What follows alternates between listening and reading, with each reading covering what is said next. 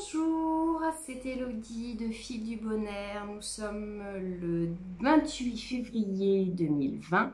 C'est mon 14e podcast. Alors, comme vous le verrez, les boucles volent un peu. J'ai mis le ventilateur. J'espère que ça ne vous gênera pas au niveau du bruit. Je dois avouer que là, on a de l'air un peu par intermittence et en fait, je ferme les fenêtres pour ne pas avoir le bruit de la rue qui nous gêne. Mais du coup, là, j'avoue que j'avais un petit peu chaud. Donc, j'ai installé le ventilateur. Donc, j'espère que ça ne vous gênera pas au niveau du bruit. Et si c'est le cas, je verrai comment je pourrais faire la prochaine fois. Voilà, j'espère que vous allez bien, que vous avez passé une bonne semaine depuis la semaine dernière. Donc, voilà, de retour à la maison.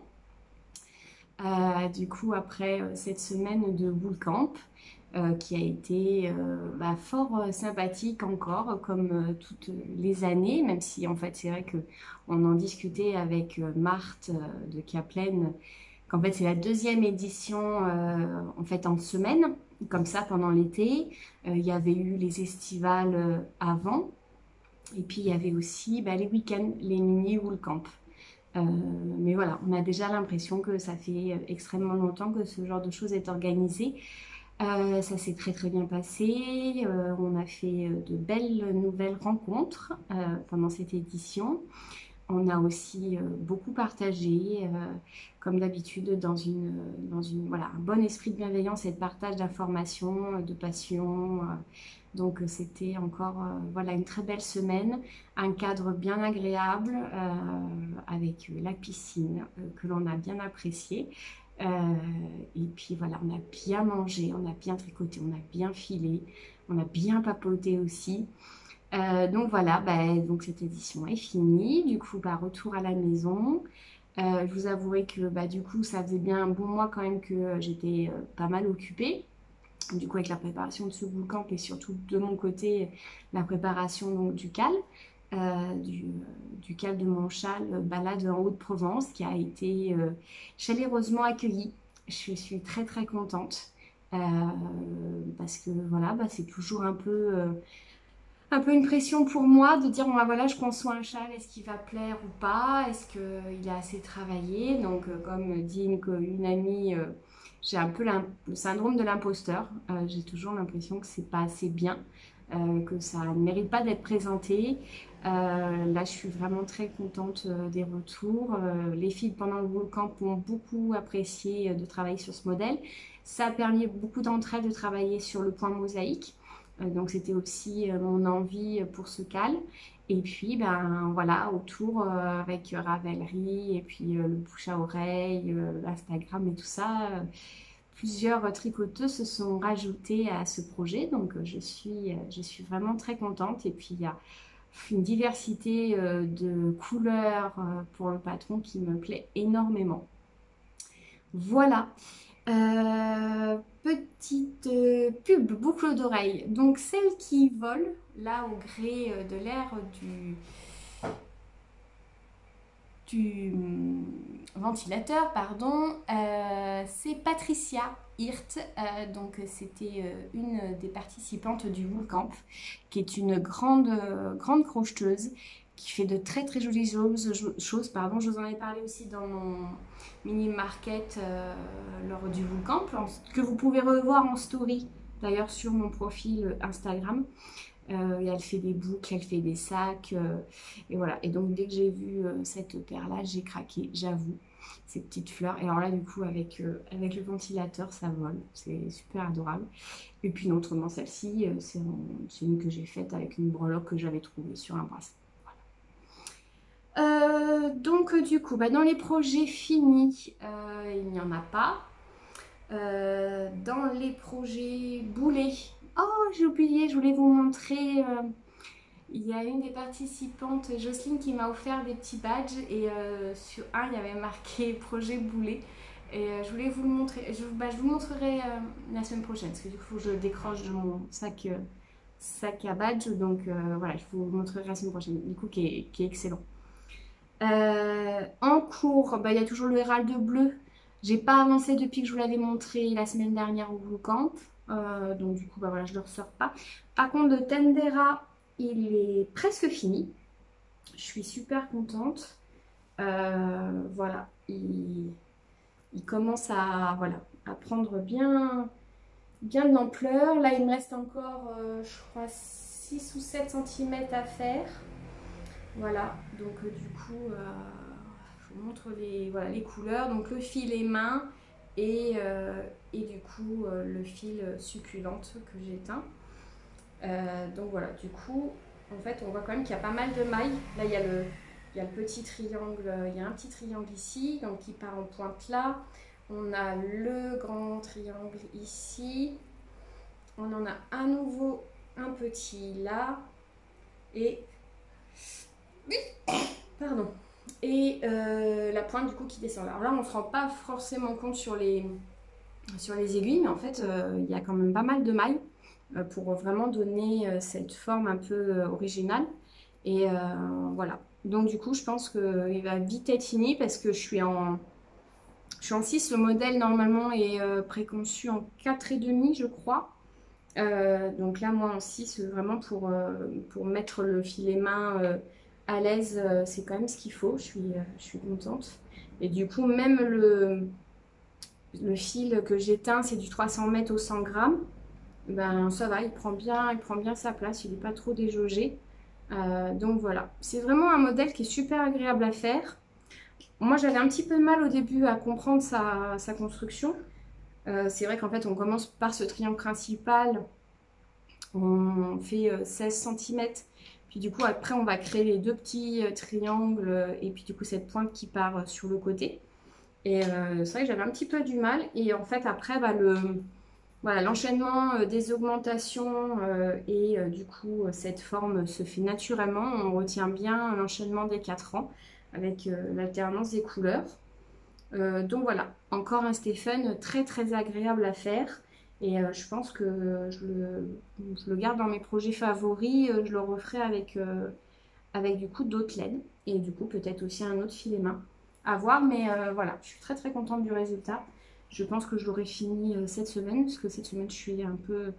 J'essaie de me reposer un petit peu, donc du coup, j'ai un peu plus de temps pour tricoter, voilà, tricoter ce modèle-là. Donc je pense que je vais l'avoir fini cette semaine. Je voulais l'envoyer dans le colis pour mes parents là cette semaine, mais ça va peut-être être un petit peu juste. Donc en cas, si je ne l'ai pas envoyé cette fois-ci, bah, vous le verrez dans le prochain podcast du coup. Et il partira bah, sur le prochain colis au mois d'août. Dans les futurs projets, alors il y a Françoise, une des participantes du Volcamp, qui a commencé un châle au crochet tunisien. Cette fois-ci, un châle de Marie Villam, que vous devez connaître aussi sur le nom de La Fée Ballot. C'est vrai que c'était un nom qui me parlait, mais je voyais bien son petit logo, mais voilà, pas plus que ça au niveau de ses modèles. Et bah, j'ai beaucoup aimé le début de son châle, qui est en plus, je suis contente, est fait en éclat de peinture, donc ça rend super bien. Et ça fait très longtemps que j'ai envie de me mettre au crochet tunisien. Ça m'avait un petit peu passé parce que le principe que moi j'avais du crochet tunisien qui est quand même très grand, je trouvais que ça limitait du coup. Et puis, je sais pas si j'en avais parlé à Feltin l'année dernière, j'ai rencontré une fille qui fait du crochet tunisien. Elle fait même des pulls, des châles, c'est sa principale activité. Elle tricote pas à côté, je crois pas, et fait très peu de crochet normal. Et déjà, j'avais trouvé ça fabuleux. Puis elle m'avait montré le principe des crochets avec un câble, donc comme les aiguilles circulaires, mais du coup avec un crochet. Et j'avais trouvé ça carrément génial. J'avais gardé ça dans un petit coin de ma tête. Et puis quand j'ai vu bah, le modèle de Françoise, et du coup qui est un modèle de châle simple, elle le fait pour débutantes. Voilà, pour une première approche pour les débutantes, j'ai eu vraiment voilà, une envie de me dire bah tiens, ça sera l'occasion de me lancer. J'ai demandé à mon amie Guy Labeuf qui faisait un petit arrêt livreusel là avant de descendre me voir si elle pouvait me trouver un crochet tunisien. Donc elle m'en a trouvé un. Je vous le montre, c'est un Knit Pro. Voilà, donc du coup, je vais pouvoir mettre mes câbles d'aiguille circulaire. Il est super joli. On se demandait en quel bois c'était fait, mais je sais pas, il n'y a pas d'indication, mais voilà, vraiment c'est très très très joli. Et donc là, je l'ai en crochet 5. Le modèle est préconçu en crochet 6. Il n'y avait plus de 6 à l'île Vesoul, donc du coup, elle m'a pris le crochet 5. Je vais voir ce que ça donne. Si je me rends compte que le résultat est trop serré, je m'étais dit que j'allais me concentrer pour que ça soit lâche.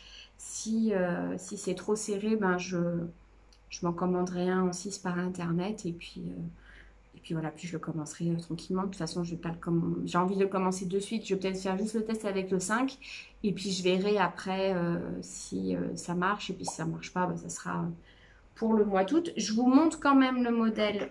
Donc du coup, voilà, c'est un modèle donc en pointe. On part de la plus petite taille et on va vers la plus grande. Donc ça aussi c'est sympa je trouve pour la gestion de la laine. Et du coup je suis partie alors je pense que je suis partie sur beaucoup plus de laine que ce qu'elle propose dans le modèle, mais bon c'est pas grave, il fera la taille qu'il fera. Donc je suis partie sur ce combo là. Donc là c'est un fil de Palaluna que j'avais récupéré en troc. J'aime beaucoup cet effet bicolore. Là, cette partie-là, elle fait un petit peu saumonné orange. Du coup, je trouvais que ça allait très très bien avec celui-ci. Et dans celui-ci, il y a des petites touches de rose, pareil orange. Et du coup, je me suis dit de l'associer avec celui-là parce que celui-là aussi a des touches de rose et de orange. Ça, c'est deux teintures de Mini, Virginie Pat, que je vous avais montré aussi dans le Mini Bootcamp. C'est aussi elle qui avait fait les coloris que j'avais troqué avec elle, que je vais utiliser pour le pull farfadé, les marron orangé. Donc voilà, du coup ça va être mon combo. Donc je pense que je vais commencer par celui-ci. Après il y aura des rayures avec ces deux-là, des rayures avec ces deux-là, et puis on finira par celui-ci. Et du coup, bah, je pense que je m'arrêterai quand j'aurai plus de fil.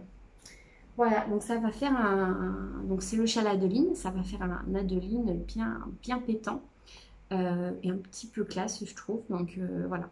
Du coup, ça sera peut-être voilà, le projet attaqué cette semaine ou rapidement. Voilà. Et pour info, elle a donc un blog où on peut retrouver toutes les informations. Elle le fait en principe de cale. Donc on a des indices, je crois, une fois par semaine. Il faut s'inscrire à sa newsletter, comme ça elle nous donne un code qui nous permet d'accéder au modèle. Donc voilà, je vous conseille vivement d'aller jeter un œil et c'est vraiment très très chouette le modèle. Du coup, voilà, je vais me lancer dans le crochet tunisien. C'est pas comme si j'avais déjà plein de choses à faire. C'est pas grave. En termes de crochet, du coup, ça sera un peu point crochet filage. La semaine dernière, je vous avais dit que j'ai finissé le panier pour mon amie Lil Apple là, qui venait ce week-end. Donc du coup j'ai tout filé pendant la semaine au camp, trop contente. Je l'ai attaqué un peu tous les jours, dès que j'avais un filet main de filet, je commençais le crochet et du coup je l'ai fini dans la journée de samedi, je l'ai passé à la machine et vu la chaleur qu'il faisait, il a été sec le dimanche matin, j'ai pu faire les attaches et elle a pu partir avec. Donc je suis trop contente. Par contre du coup, j'ai pas eu le temps de prendre de photos, donc c'est elle qui m'en a envoyé quelques-unes. Alors je vous le montre là. Voilà. Donc du coup, je vais vous montrer aussi les autres photos. Donc il y avait une partie, là on la voit. Donc il y avait une partie un petit peu bleu électrique sur le fond. Et puis après, il y avait cette idée de bande là, donc qui était faite à partir d'un gradient de The Black Moot. Voilà. Et puis après, je crois qu'elle m'a pris une photo. Ouais, super. Là, c'est le filet main de la tresse de céréales fileuses, Stéphanie. Et puis là, c'est le, la partie non, pas dentelle, n'importe quoi. La partie texturée. Donc là, qui était aussi une nappe de Stéphanie. Ah oui, il y a une autre photo où on voit le détail un peu de la texture, voilà, avec les boucles. Voilà. Je partagerai les photos sur mon Instagram pour que vous puissiez voir un peu de plus près. Voilà, donc du coup, bah, je suis super contente du résultat. Elle l'est aussi, ça lui a fait super plaisir, il lui plaît beaucoup. Donc, comme on dit, mission accomplie. Du coup, je pense que le prochain, ça sera le mien, probablement, avec de la laine qui pète. Alors du coup, je vérifie, je ne sais plus du tout si je vous en avais parlé de mon prochain, qui allait être très vitaminé. Je vérifierai dans mes notes de mes précédents épisodes. Si c'est pas le cas, bah, je vous montrerai la semaine prochaine. Du coup, je me suis dit que j'allais filer, celui que je vous avais montré il y a quelques épisodes, c'était une tresse juste blanche et un fil que j'avais acheté chez Fil d'Art, là, la Fil Light, qui était un petit peu fluo et grise, donc en retors. Je pense que je vais faire ça juste pour le plaisir de me le faire et puis il ira pour un prochain, probablement un prochain Herald. Voilà. Bah, c'est point tricot, c'est fini. C'est vrai que du coup, bah, j'ai pas eu le temps voilà, de travailler plus du coup le tricot et tout ça. Donc voilà. Peut-être que non, j'aurai plus de choses à vous raconter la semaine prochaine. Bah du coup, je suis rentrée donc vendredi, j'avais mon ami Apple. Donc j'ai eu lundi, là et mardi pour me poser un petit peu, mais j'ai beaucoup dormi. Je dois vous l'avouer. Donc du coup, j'ai pas repris les séries. En plus, je me tâte un petit peu. Il y a une nouvelle série qui vient d'arriver sur Netflix, qui est une série qui a l'air de tourner autour d'escaliers purs, un petit peu fantastique, moyenâgeuse et tout ça. Mais il y a aussi, du coup on est le 28, donc elle sort dans 2 jours. Il y a la deuxième saison de Umbrella Academy sur Netflix. Et en fait, j'avais déjà bien accroché à la première, elle me plaisait beaucoup. C'est une série du coup qui est de science-fiction. Avec le principe de super-héros, juste pour vous faire un résumé vite fait, du coup si vous avez envie de regarder la saison 1 avant que la 2 arrive, c'est lors d'une année, alors je sais plus si c'est 80 ou 87, plein d'enfants naissent au même moment dans le monde, mais ils naissent alors que les femmes n'étaient pas enceintes. Donc elles tombent enceintes d'un coup, elles accouchent dans la foulée. Et du coup, voilà, ça on ne sait pas trop pourquoi. Et il y a un homme très riche qui du coup avait l'air plus ou moins au courant de ce qui allait se passer et va décider de récupérer le plus d'enfants possible, donc nés cette année-là. Il en récupère 7, je crois, qui ont en fait du coup des super pouvoirs. Chacun en a un en particulier. Par exemple, il y en a un qui parle aux morts, il y en a un qui est très très costaud, presque à une carrure à la King Kong, mais bon, en taille humaine. Il y en a une, son super pouvoir, c'est les émotions avec le bruit. Il y en a une, elle peut... alors, il y en a une, elle influence, je crois. Quand elle te promet quelque chose, elle influence. Je crois que c'est ça. Bon voilà, donc chacun a ses pouvoirs. Donc du coup, il va créer la Umbrella Academy, cet homme, avec ses enfants donc, qui ont des super pouvoirs. Et nous, quand on arrive dans la saison 1, ils sont adultes. Donc on a des flashbacks avec ce qu'ils ont vécu en tant qu'enfants, voilà. Et il y en a un, oui, il y en a un, il se déplace dans le temps. Et donc il revient, ça faisait déjà plusieurs années qu'il était parti. En fait, il a vécu, je crois, genre 50 ans ou 40 ans, je sais plus, un truc comme ça. Donc en fait, il revient dans son corps d'enfant, mais il a vécu une vie d'adulte. Et il annonce qu'il va y avoir l'apocalypse, la fin du monde, et qu'il faut essayer d'éviter ça. Et donc, va partir toute une aventure entre ces super-héros qui ont aussi, qui sont humains profondément, avec chacun leur psychologie, leur sensibilité, le rapport les uns avec les autres qui n'est pas du tout le même. Euh, du coup, comment vont-ils arriver à sauver le monde? En plus, il y a une société qui gère a priori à peu près tout ce qui se passe dans le temps. Donc, il y en a 2 agents qui débarquent, qui sont d'ailleurs assez drôles. Et en fait, c'est une série que je trouve très originale parce qu'effectivement, oui, elle parle encore de super-héros, mais elle a une façon de l'aborder. euh, et je trouve une façon très humaine d'aborder les personnages. Et puis, il y a cette intrigue aussi très science-fiction que je trouvais super sympa. Donc voilà, donc du coup j'attends la 2e saison avec impatience. Donc je me dis peut-être que je vais pas relancer à nouveau une série et que j'attendrai pour celle qui vient d'arriver, la fantastique fantasy pour après. Voilà, et du coup j'ai regardé 2 films hier. J'ai regardé le livre d'Ellie. Euh, je l'avais déjà vu mais il y a longtemps. C'est un film d'action-aventure drame post-apocalyptique, on pourrait dire un peu, avec Denzel Washington. Il est de 2010. Donc je vous lis le synopsis. Dans un futur proche, l'Amérique n'est plus qu'une terre désolée dont les villes sont des ruines et les routes autant de pièges infestés de bandes criminelles. Depuis des années, Ellie voyage seul, se protégeant des attaques et se battant pour trouver de quoi survivre. Lorsqu'il arrive dans ce qui fut autrefois la Californie, Ellie se heurte au redoutable Carnegie, un homme qui ne recule devant rien pour imposer sa volonté à la petite communauté qu'il contrôle. Ellie fait aussi la connaissance de la très belle Solara et découvre que Carnegie compte bien étendre sa sombre domination sur toute la région.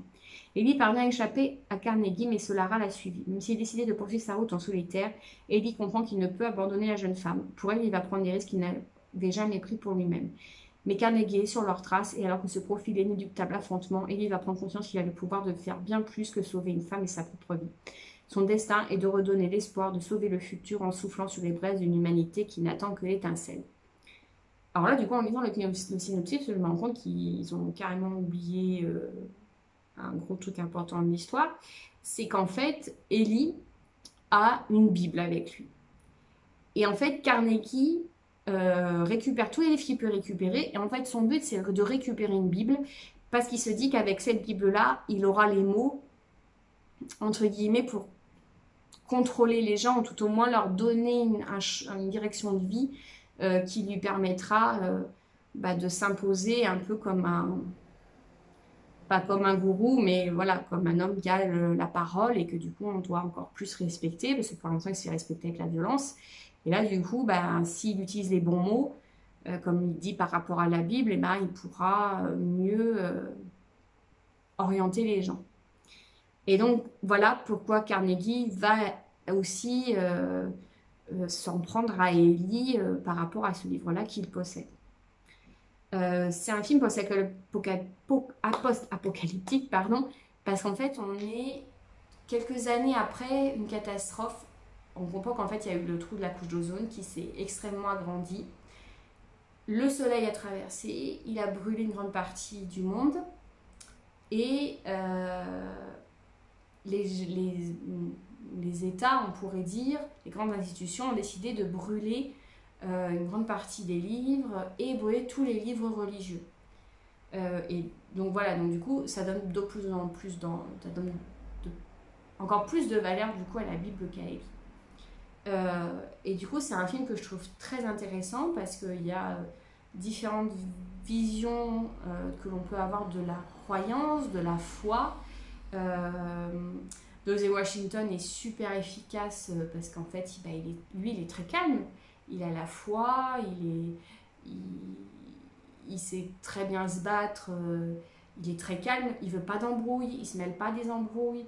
Et donc là, effectivement, un peu par force des choses, avec Solara,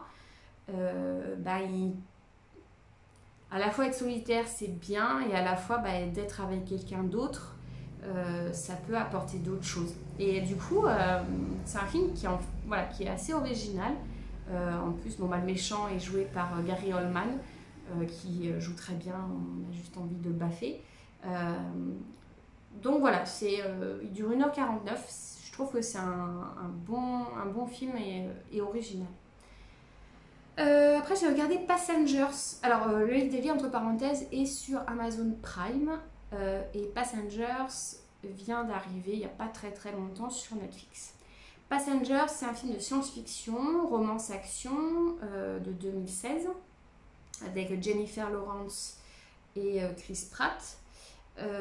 Donc du coup, je vous lis le synopsis. Alors que 5000 passagers endormis pour longtemps voyagent dans l'espace vers une nouvelle planète, 2 d'entre eux sont accidentellement tirés de leur sommeil artificiel 90 ans trop tôt. Jim et Aurora doivent désormais accepter l'idée de passer le reste de leur existence à bord du vaisseau spatial. Alors qu'ils éprouvent peu à peu une indéniable attirance, ils découvrent que le vaisseau court un grave danger. La ville et les milliers de passagers endormis est entre leurs mains. C'est un film qui est super impressionnant en termes de technologie. On a vraiment l'impression qu'ils sont sur un très très grand vaisseau. Donc le premier qu'on suit, c'est Jim qui va se réveiller. Et donc le pauvre, il constate qu'en fait, il est au début le seul réveillé. Aurora se réveillera plus tard. Et du coup, il a accès à tout le vaisseau. Lui, il est électromécanicien. Donc du coup, ça facilite pour certaines choses. Mais du coup, il est tout seul. Donc il fait de la danse. Ils ont comme un jeu de danse. Il joue tout seul.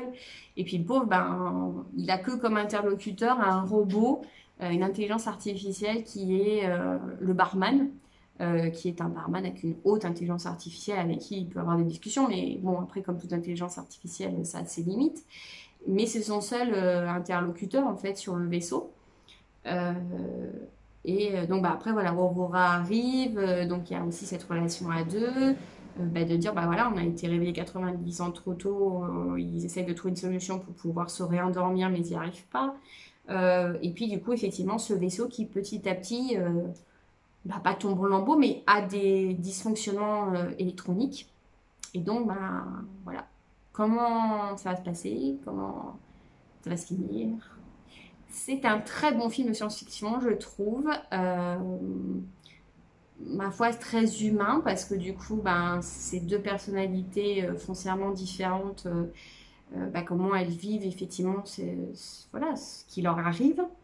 La projection aussi de dire tiens, on va aller sur une nouvelle planète, qu'est-ce que ça veut dire pour eux.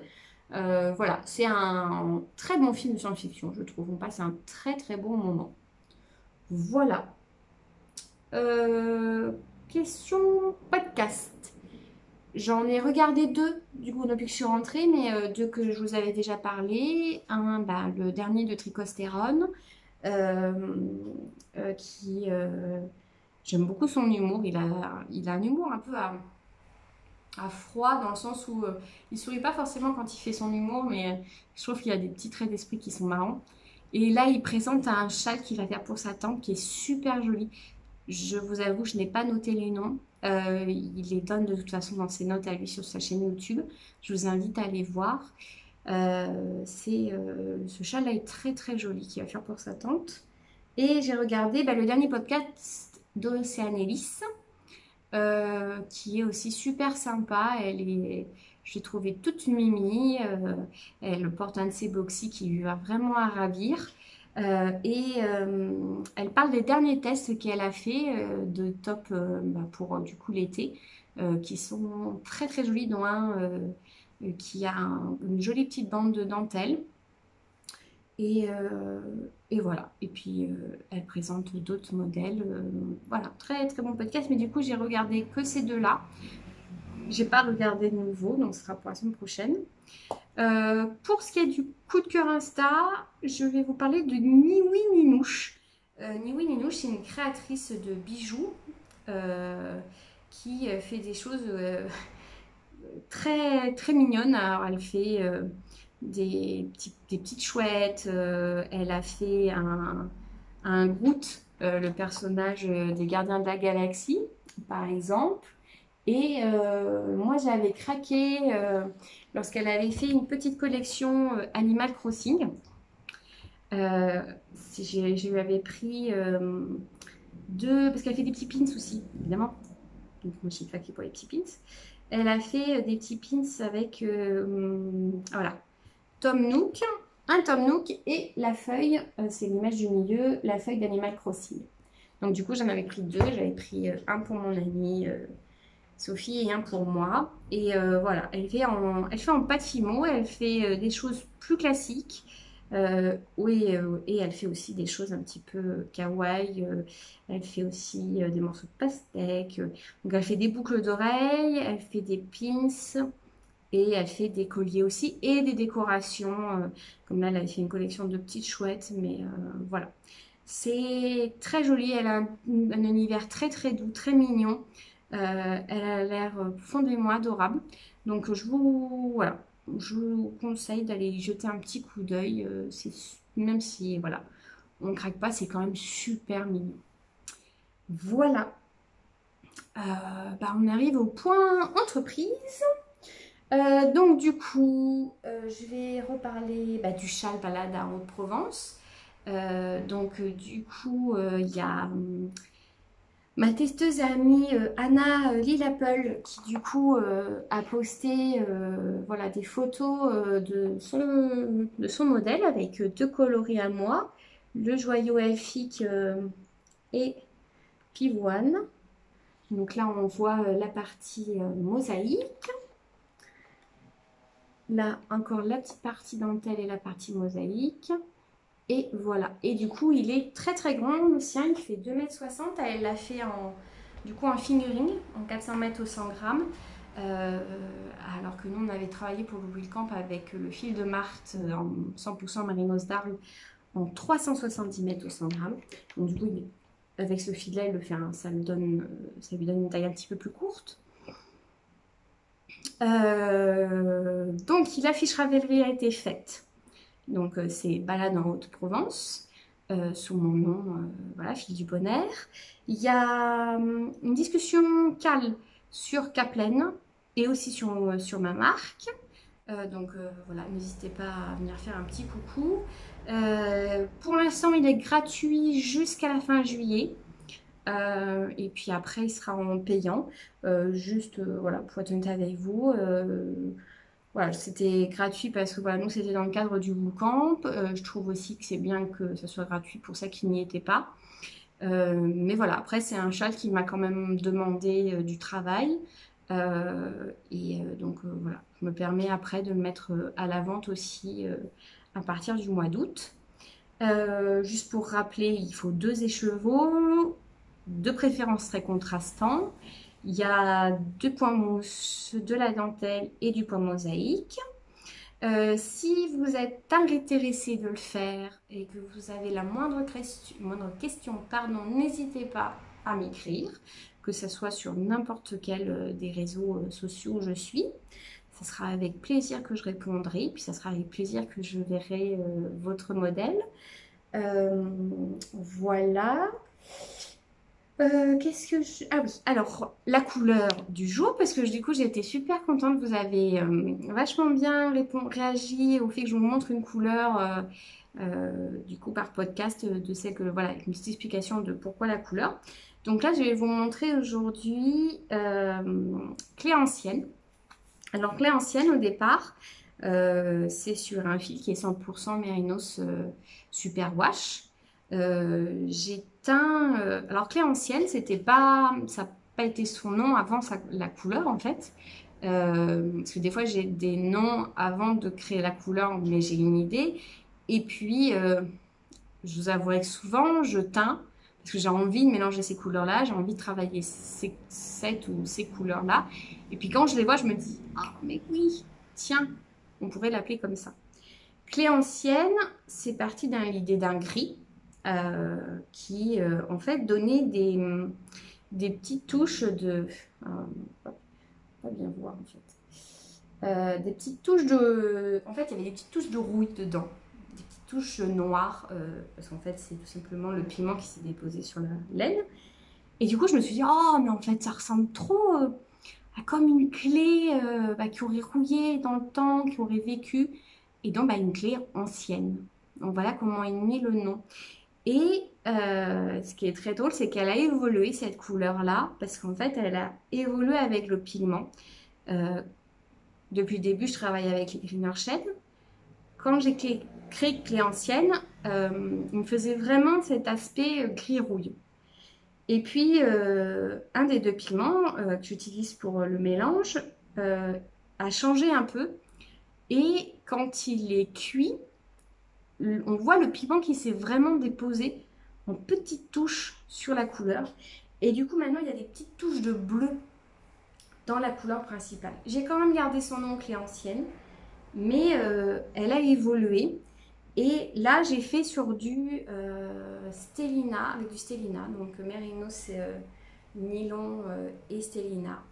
Et alors là, je trouve que du coup, ça, alors je vais garder quand même le nom de Clé Ancienne parce que c'est aussi pour moi une façon de gérer mes couleurs. Mais je trouve que ça lui donne, on perd un peu côté Clé Ancienne et on dirait presque je sais pas, un ciel, une voie lactée ou un ciel étoilé, voilà, gris-bleu. Là, on voit un petit peu qu'il y a des petites touches de bleu dedans. Et voilà, je trouve qu'avec le Stellina, ça lui donne une autre ampleur. Et voilà, le Stellina, ça a vraiment été une agréable découverte. Ça faisait un petit moment que je voulais essayer. Là, j'en ai profité dans une commande auprès de mon fournisseur de prendre juste quelques écheveaux pour voir un peu comment ma couleur elle allait prendre dessus. Donc, j'ai teint le Stellina aussi avec le coloris pivoine, le coloris bleu d'Anna et le coloris éclat de peinture. Éclat de peinture, je suis moins fan. Je trouve que ça lui a pas apporté quelque chose. Alors que à Clé Ancienne, au bleu d'Anna et à pivoine, ça leur a rendu une nouvelle luminosité et puis une nouvelle apparence de couleur. Je ne sais pas comment je pourrais dire. Voilà. Et du coup, je suis très très contente. Donc, je pense que je vais continuer de temps en temps à rajouter un petit peu d'écheveau avec du Stellina dans mes coloris. Et puis, j'ai très envie aussi de travailler un coloris en Stellina avec le même coloris, mais juste en Mérino Superwash. Voir ce que ça peut donner, voilà. Le travail de la même couleur, mais avec deux fils différents. Voilà. Au passage, ce coloris-là, bah, du coup, il me reste un écheveau. Je vais le mettre sur ma boutique Etsy ce soir ou demain. Voilà. Voilà la petite histoire de Clé Ancienne. Après, parce qu'on m'a demandé quelques infos, le prochain Wool Camp aura lieu donc l'été prochain. Mais entre-temps, on fait des mini Wool Camp parce que c'est sur un week-end. Donc, j'ai déjà les infos. Ça sera le prochain week-end, ça sera le premier week-end d'octobre prochain, du 2 au 4, parce qu'on commence le vendredi, on finit le dimanche. Il y a 3 formules, une à 85 € qui est donc pour 2 nuits, une à 75 qui est pour une nuit et une formule à 15 € qui est juste pour la journée du samedi sans nuitée. Marthe a fait déjà la fiche d'inscription avec toutes les informations du mini Wool Camp. Donc je vous mettrai le lien. Voilà, puis si vous avez des questions, n'hésitez pas à les poser à moi ou à Marthe ou à Christelle Villette. Et puis autrement, personnellement, bah, je vais travailler sur notre prochaine box qui sortira en teasing le mois prochain. Voilà, donc j'espère qu'elle va vous plaire. Voilà, donc ce 14e podcast est fini. J'espère que vous avez passé un bon moment en ma compagnie, que le ventilateur ne vous a pas gêné. Voilà, et puis je vous souhaite une belle semaine. Prenez soin de vous, prenez soin de vos proches, éclatez-vous, tricotez bien, crochetez bien, filez bien, faites bien votre loisir créatif qui vous fait kiffer. Voilà. Je vous souhaite une bonne semaine et puis je vous dis à la semaine prochaine. Bye bye!